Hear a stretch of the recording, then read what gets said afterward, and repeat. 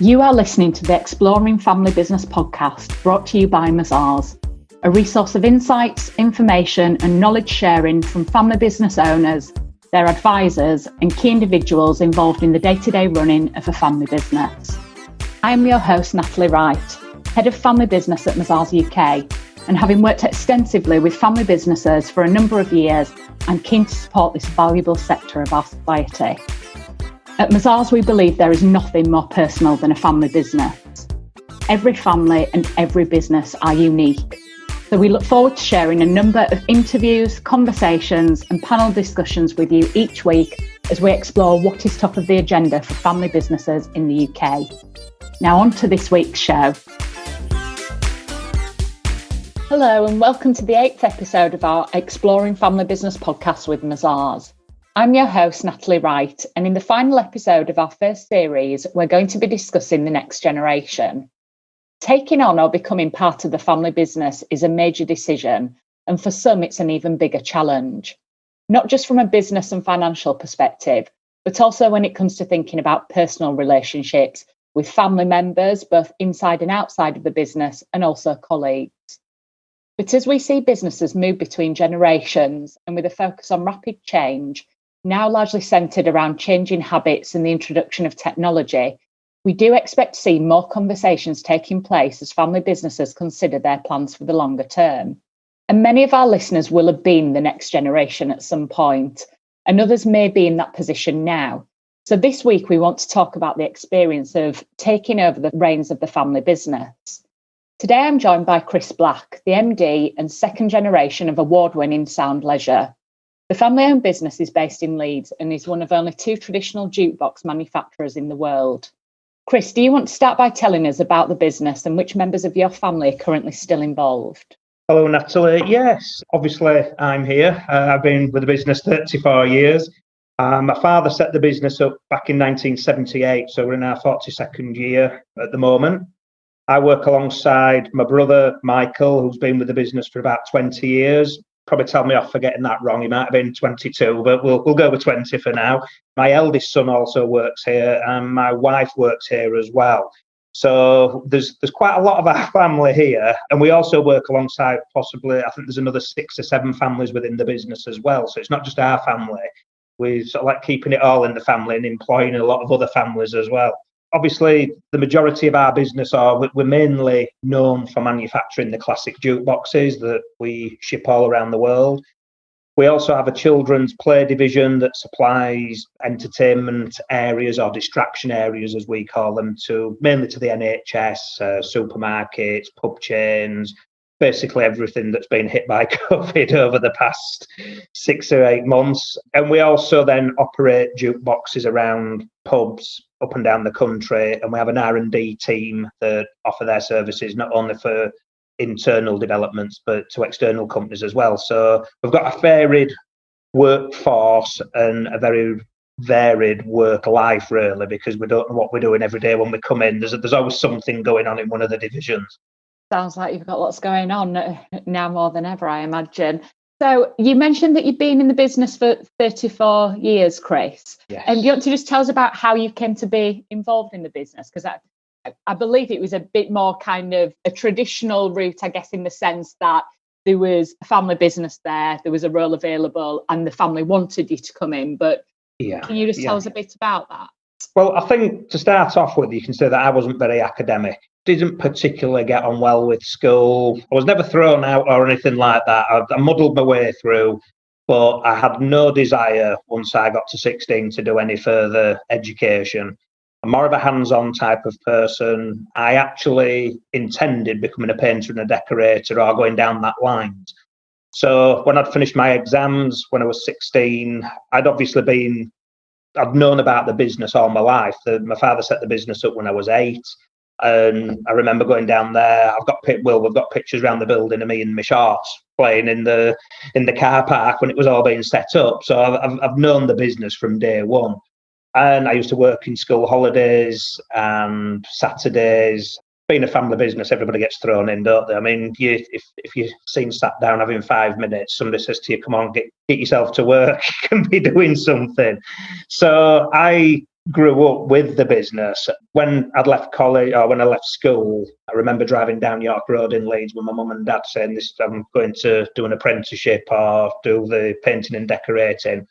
So my dad said, "Look, that's all right, but for the school holidays, I don't need you to come in. We're busy, and I want you to come and have a look at what's involved with the business. We've got woodworking, metalworking, and you can do electronics, you can do cabinet making, you name it. There's sales, there's engineering, there's so much within the business. Why don't you come and work for 6 weeks and give us a hand and just see if there's anything you want to stay to do?" 34 years later, I'm still here, and it's been a long summer holiday, really. And that was it. I love every day of it. Totally enjoy what we're doing, and it's such a special business to be involved with. Very unique, as you've all already mentioned.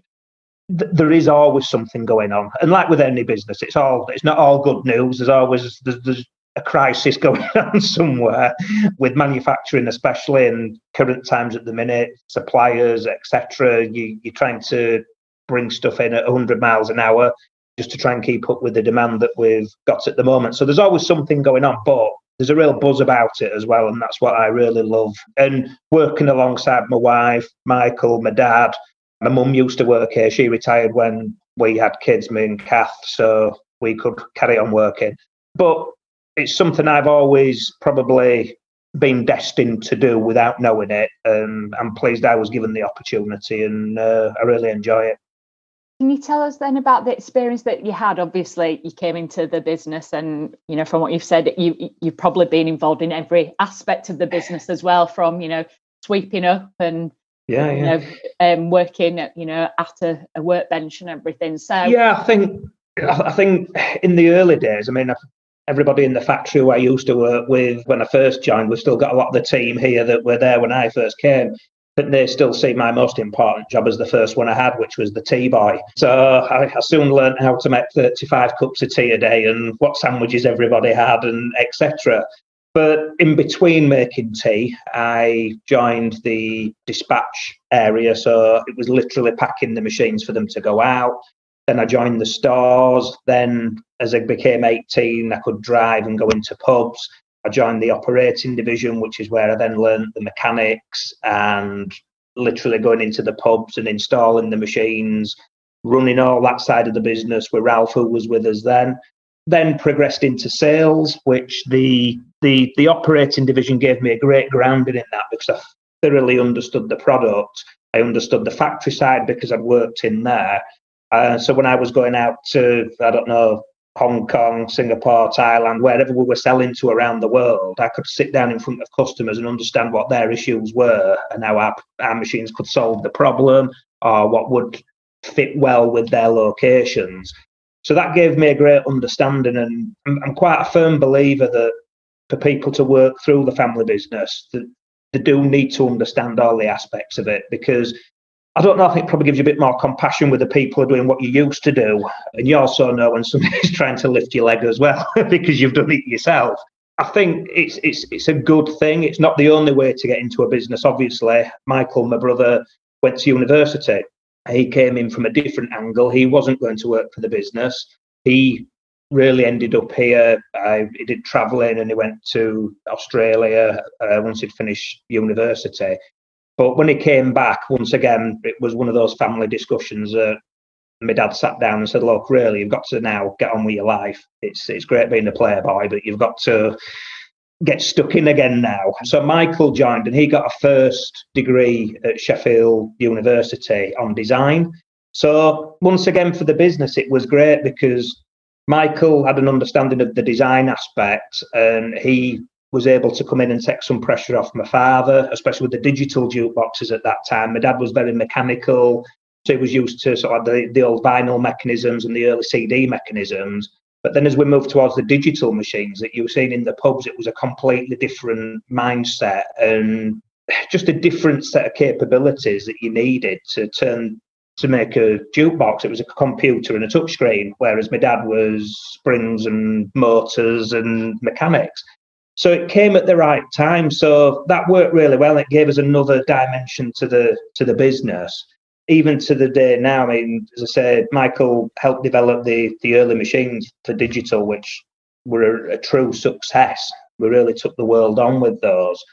But now, obviously, we're spending more of our time on the classic machines and putting a lot more of investment into there. And that's the way we see the business heading long term, because of what's going on. There's less and less hospitality open at the moment, and we think people are starting to get used to building, I don't know, sheds in the back garden, turning the rooms into bars and pool rooms, etc. And obviously that fits in perfectly to what we've been doing for 40 years, but we can now expand the range and drive that side further.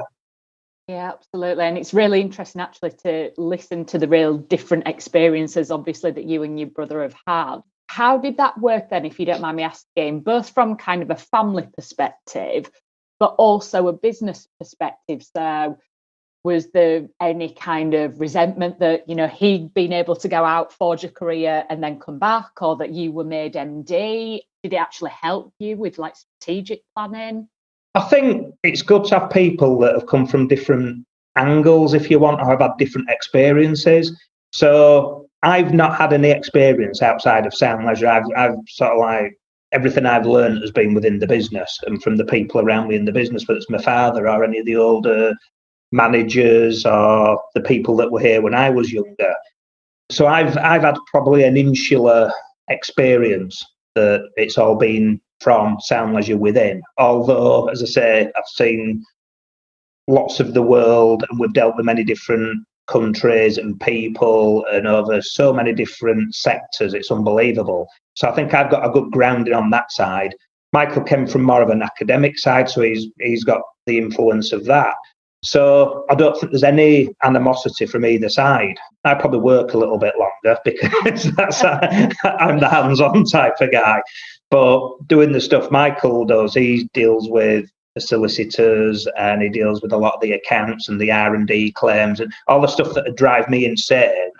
Probably drives Michael a bit crazy as well, but likewise, he won't want to jump on the back of a container and load that when we're stuck. So there's pluses and minuses for both sides. And at the end of the day, you get on with it, and we're not all sort of like throwing bricks at each other in the car park at the end of the night. It's just like everybody, you have good days, you have bad days, but we're all still family and we can still go for a pint afterwards when you're allowed. So it's, so yeah, I don't think there's any animosity. I think the goal is, like with anything, it's teamwork, whether it's the family or it's the directors or if it's the guys on the shop floor picking the bits or building the machines, whatever.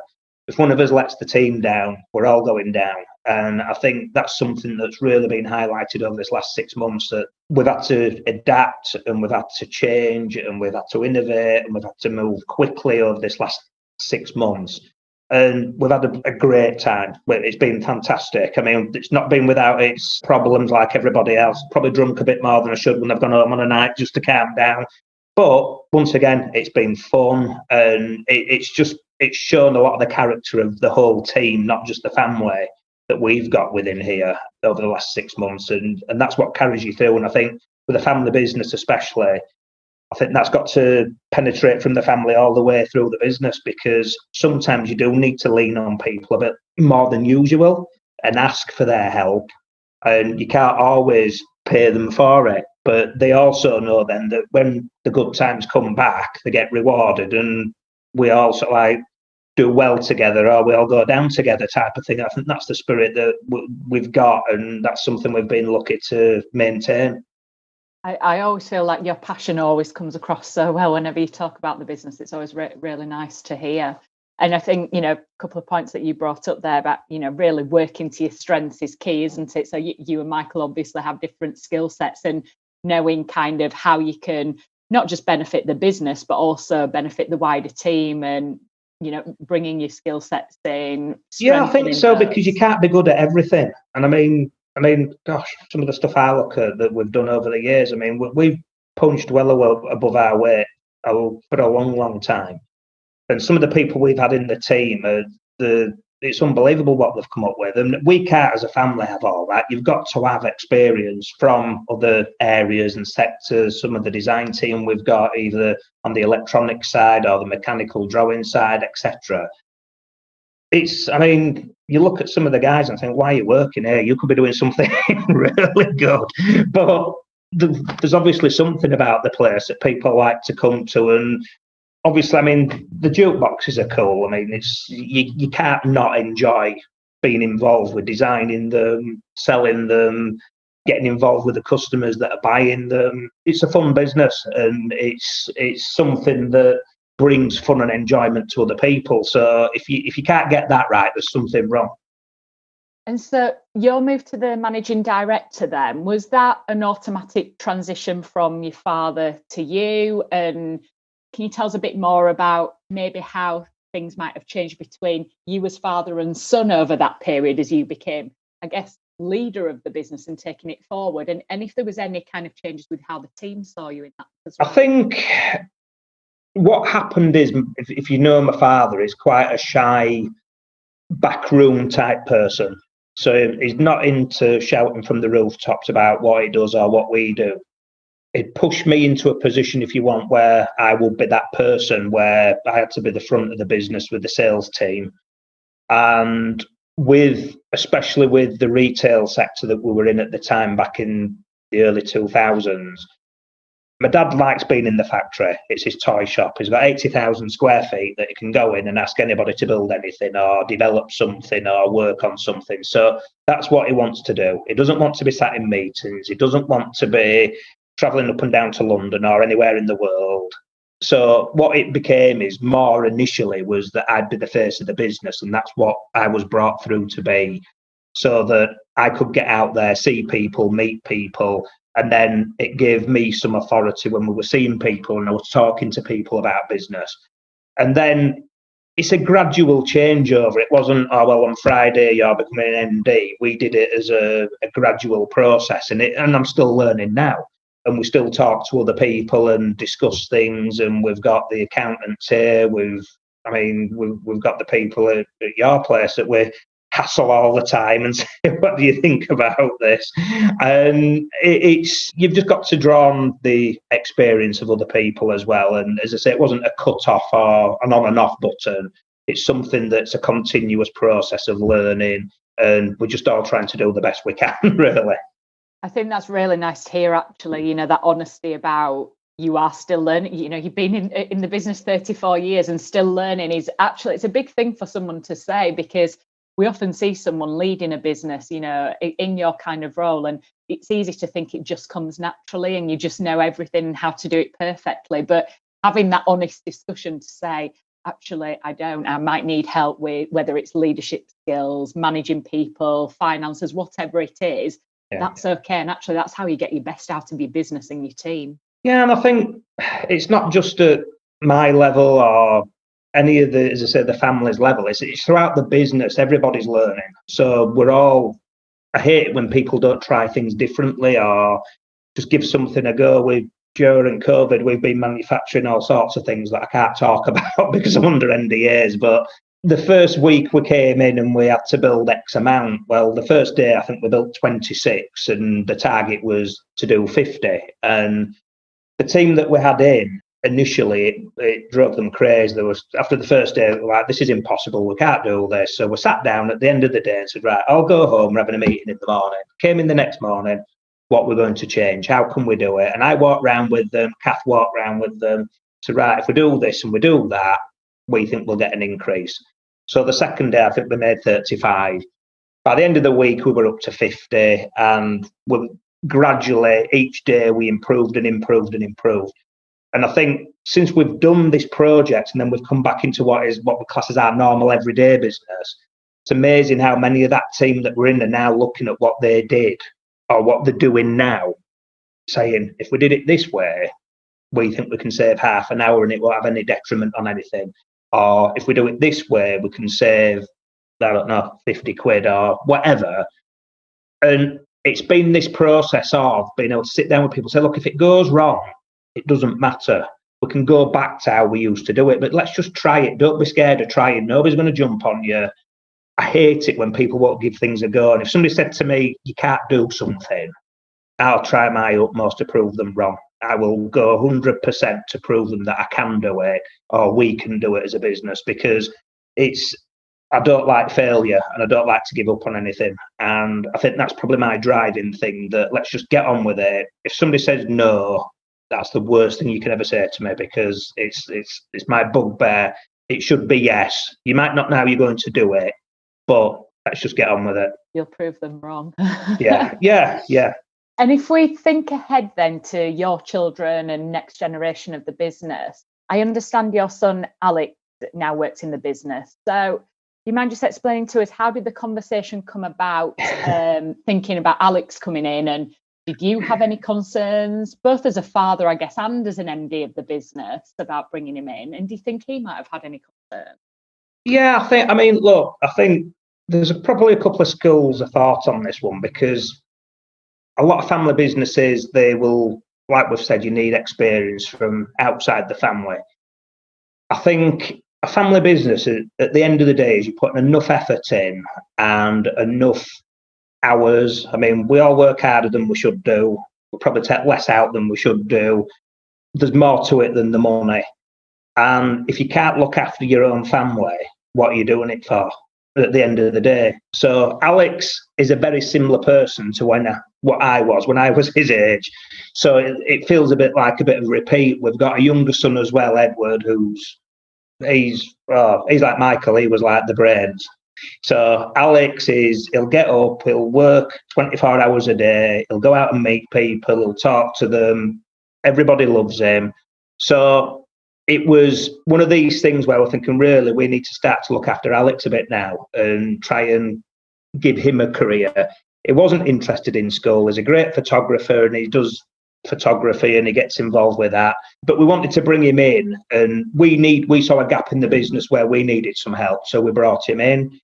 What we are trying to do with him is we're putting him into university on an apprenticeship course in management. However, that's been put back until January, so you try. But I think it's just one of those things where we know that I looked at it from a parent's point of view and a business point of view. If I thought it was going to come in and absolutely bomb, I couldn't have brought him in, because it's not fair to everybody else in the business. I brought him in because I know he's a good lad, he's caring and he's honest, and he won't let customers down, which is the side that we want him to bring him into. And I think he'll do good. He's standing up for himself. So whether some people might say, well, you shouldn't bring family in just because it's family. But as I say, I go back to that initial thing. Look, it's a family business. The whole business is about families. And we try and look after each other, whether it's our family or the family as a whole. Absolutely. And, from what you've said, it's as long as you're honest with each other about where your skills are. And actually, they might be your strengths right now, but you've already said, looking at a management degree for him. So that will help him kind of create that skill set as well from quite an early stage in his career. Yeah, that's right. I mean, he's 20, so he's still quite young, but he's still got the get up and go. So, and I mean, during the lockdown, he was out with me driving to Cornwall and back in the day and stuff like that when we had no team here in the early days. And he's got stuck in. I'm really pleased with what he's done. And as I say, and his brother, he'll go off to university, supposedly going next year. Once again, we'll see what happens. But Edward will go out and forge his own route. And if he does, that's great. And if he wants to come into the business at a later stage, even better. If he doesn't, fine, he can go do what he wants to do. So it's not just because you're born. It's not like loyalty. You don't have to be in it. Well, you don't anyway now, obviously. But it's just a journey for everybody, and they can choose what they want to do, really. Definitely. And I know this will, differ from sector to sector, but what specific skills can you see that the next generation can bring in, which will actually be able to help family businesses now over the longer term? It is a difficult one, that, because, I mean, really, the skills, if you look at what Alex is doing, which is management, which wants to put him in down that line just so he gets an understanding. But we're also keeping him on the shop floor at the moment, so he's getting both aspects of what's going on. But I think there's so much going on. I mean, wow, this year's probably, it's been like, I don't know where it's gone this year. It's been like a light year. Obviously, anything to do with the web side of the business is massive, so that's growing. We're just currently updating all the website. But I think moving forward, I don't think there's going to be a great deal of difference when you're manufacturing. It may be there'll be more machinery involved, so I'm sure there'll be a lot more automation coming into businesses. But to me, anything to do with business is common sense. And as long as you've got that as a basic starting point, you stand a chance, because you can have whatever qualification or background, you can come from wherever, but if you haven't got common sense, we might as well just not bother. So from our point of view, that's all I want in anybody, and we can train and we can develop people to whatever the role needs to be within reason. So I don't think having a family business is any different to having a corporate business in that sense, because, as I say, if you haven't got the common sense and the get up and go to do it, it's out of the window anyway. You might as well not bother. Absolutely. And you'll have no doubt certainly seen a lot over the last 34 years, working in manufacturing especially. So I imagine there's been some real highs and lows. This year, it has been unprecedented for many reasons. And we're kind of hearing two schools of thought around the next generation. So first of all, the next generation, they're wanting to potentially accelerate, move into a business or leadership role, really to give new thinking, provide new skills, help a more traditional business, I guess, transform and be ready for whatever this new world is that everyone's talking about. And then the other side of it is that actually the next generation might decide against moving into a family business because they see the stress, the strain, they're working very long hours, all that added to it. And I guess, that might have created some negative perspective from both a financial and personal relationship side. But what are your thoughts, and what advice could you offer to family businesses who are now starting to think about the next generation and introducing them in the midst of a pandemic? Oh, wow. Just a small one then. Well, I think at the end of the day, if you're working for yourself and being in a family business, that's what you're doing. I would much rather be doing what I am doing now, in all honesty, and without trying to upset anybody, working for ourselves and for anybody else, because you're in charge of your own destiny. If it all goes wrong, it all goes wrong. But at the end of the day, that's the same in any business. I don't see any difference between it, because you can work for a multinational, it can go down, and there'll be a lot more pain than there will be, or as much pain as there will be if the family business goes down. The only downside is you'll lose at once.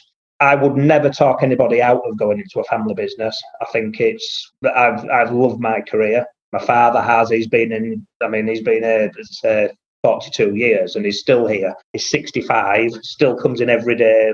Looks a bit more frazzled than he used to do now and again, if anything kicks off. But we try and protect him from that. And it's probably not a choice that we ever thought about. It was something that happened, and I stumbled into it, if you want. Alex he'll do the same if he wants to stay. I'm sure he will.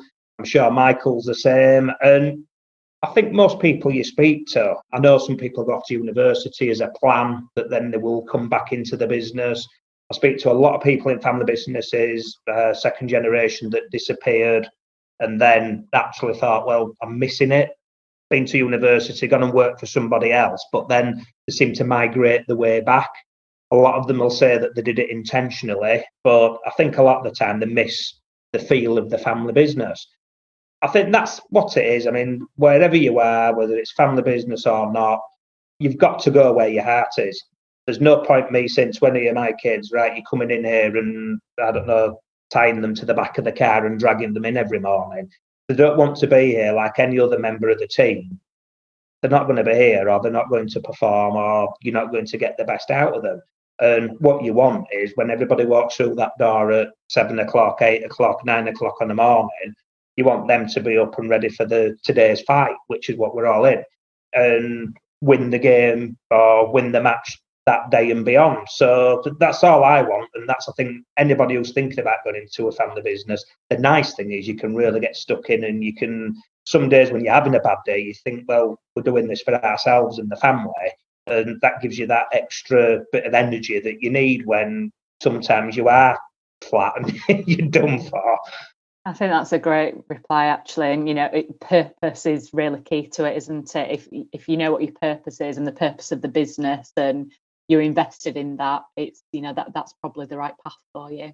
Yeah, I think so. And it's probably about what you're manufacturing as well. I mean, the nice thing with what I do personally in the business is that I'm still involved with sales as well.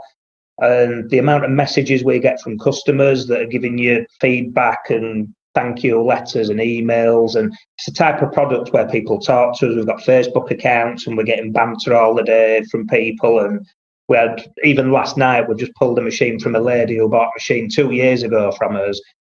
She's French, she's moving back to Paris and she can't take a jukebox, and she's rung me up in tears asking me to take the machine back off her, but she really wants to take it with her.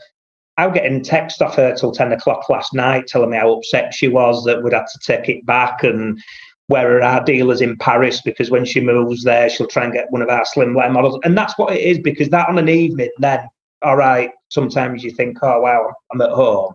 But having that connection with our customers that I have, sometimes when you're having a bad day, or not every day is rosy, but that then when you sat at home and you get a ping on your phone and it's one of your customers saying, oh, Chris, this is brilliant, or I'm going to really miss this, or there's something happening, it gives you that buzz again where you think, oh, well, this is great, this is what it's about, it's not just building some soulless thing. We're actually getting involved with people's lives and becoming part of their lives and part of their journey. So I think you probably get that in any other business if you're selling something similar, or you get that interaction. But for me, with a family business, that's what makes the difference, that I've got that touching point with the end user as well. And I know what goes through getting it from a tree to looking like one of these machines behind me. The enjoyment that it's then bringing, you get that second sector of the process, if you want. Great reminder that, if you love what you do, then that's where you want to be. So if we just finally then, and this is probably the most taboo question, but I think it's something we do hear a lot about when we speak to families who are in business together. And it's something that a lot of individuals do genuinely struggle with. So you're in business with your father, your wife, your brother, your son. There must have been points at which when managing those personal relationships and dynamics has been difficult at times, but it's not a corporate environment. You can't easily go home, close the door, forget about a crossword or disagreement. So as a family, how have you managed conflict in the past? We just don't talk. It's the good old Yorkshire way.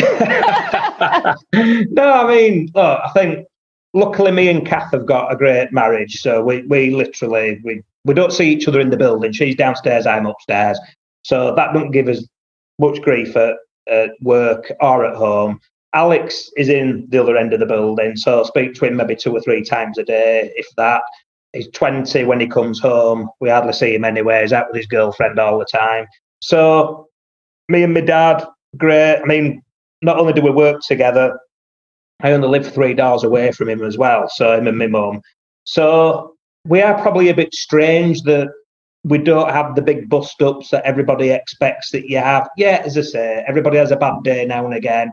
Probably with it being a family business, there's a bit more swearing that there'd normally be around a boardroom table sometimes, but it is very far. I mean, I can't remember the last time anybody had a bad word. And it is just literally, we just come in, get on with the job, and just try and do the best we can. And I know you can have businesses where everybody's throwing chairs at each other and things like this. That's not what we do. It's we're all chilled and relaxed. We've got music to listen to all day long, so we're okay. Sounds good. So, Chris, thank you so much for joining us today. It's been a real pleasure speaking with you, and I really appreciate you sharing your experience and thoughts. I know it's not always easy when we're talking about business and family. I've been lucky enough to get a tour around the site, so I've seen what goes on behind the scenes, and it really is truly incredible to see the level of craftsmanship that goes into each of the jukeboxes. And I appreciate tours of the site probably aren't happening at the moment, but where can people find more about you, the jukeboxes, the rest of the business? Right, well, if you go on to soundleisure.com, which is our webpage, it's split into different sections. So we have the section for the operating site, the digital side, and the classic jukeboxes are classicjukeboxes.co.uk. We do tours still. In fact, there's a customer coming in this afternoon, so I'll be walking around like an astronaut when we finish bagging him up to walk around the factory, but he's going to have a look at a jukebox. And we're doing quite a lot of work with the schools and local UTC as well, so we're looking at doing virtual tours around the factory as well. So we do virtual tours of the machines, so we set machines up. So that's something we did bring in with COVID, where people didn't want to travel. So we just set a machine up in the showroom and run through it with them like we are on here. And it's worked extremely well. So yeah, we're still open for business, and we're very socially distanced. We can do it here or remotely, and we're always pleased to see people and show them what we do. That's great. Thanks, Chris. And I'll provide some details in the show notes. So that brings our 8th and final episode of the Exploring Family Business podcast with Mazars to a close. If any of our listeners have any questions about succession or engaging the next generation, please do get in touch. This can be a process that can make or break both a business and potentially a family. So planning ahead for a smooth transition and open communication are key. I would like to say thank you for listening to our first series. We hope you've enjoyed the content and that you've been able to take away some action points to help you achieve your goals in your own family business. If you enjoyed the series, please leave us a review on iTunes. It will help us to extend our reach to support the family business community. Thank you for listening.